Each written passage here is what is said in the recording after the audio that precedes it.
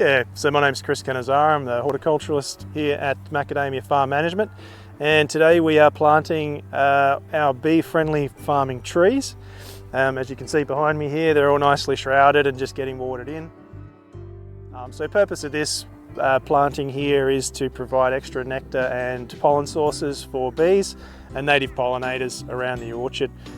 Just gives us an opportunity to supplement our pollination over the spring season, and also aids in our IPM or integrative pest management, because it can also attract beneficial wasps and the like, which help us control our pests. At the moment, this is our first strip. There's about 800 odd trees, probably closer to 900 really, that'll be spread around these farms.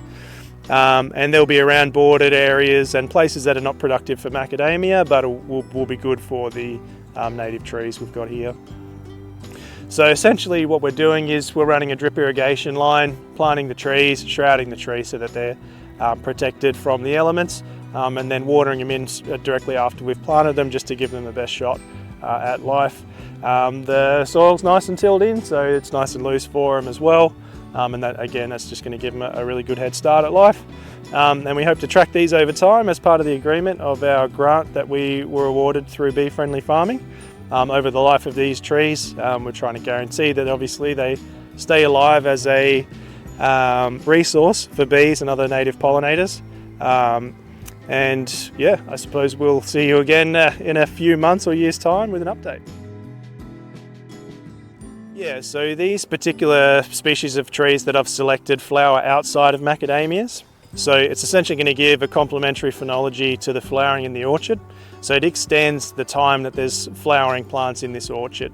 You can plant interrows, you can leave mohawks and things like that in interrows, which are also very good. But the sheer volume of flower that you get out of a tree is orders of magnitude more than flat surface area, because you're looking at a sphere of volume. So we're basically just creating an enormous amount more floral resources outside either end of the macadamia flowering. And that's really going to aid in native pollinators, wasps and syrphid flies and all the rest. So the positioning was really just sort of areas where it's not productive for macadamia, borders of the property, bordering creek lines where there's probably lots of invasive species, a lot of riparian areas. There's a lot of potential for weeds to flourish, just the nature of drains, seeds get washed through. So by sort of planting our own selected species, we can crowd and shade that out. And it just gives us a bit of an edge, and yeah, also, again, it just adds extra flowers throughout the year. So we don't want to put in any invasive species or something that potentially can become invasive, and we want it to be a native Australian plant because we want to support native Australian pollinators.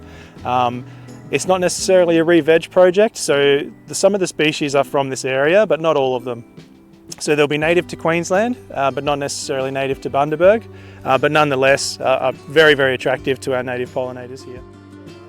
Yeah, so bee-friendly farming really aligned with us at Macadamia Farm Management, just in ensuring that the health of the honeybees and native pollinators is given some priority on orchards. So through the years, I think there's been a lot of evolution in farming for protecting bees, sort of paying more attention to when we're spraying, offering them more feed, and just trying to keep them on farm. Being that it is a monoculture, creating any type of diversity for bees and other pollinators is what we're aiming for. So challenges in planting is obviously getting them in the ground, finding the labour, the resources, and we're busy 12 months a year farming, but we're sort of able to find some time and make sure we get them in the ground. Obviously, sort of preparing the soil and getting it ready for planting is also challenging, because on these marginal areas that we're putting these trees in, it's not necessarily the best soil that's on the farm. So some areas it's really good, some areas it's a bit sandy, some areas it's a bit clay, and we just have to deal with that in terms of preparing the area so that we give the trees their best shot at life.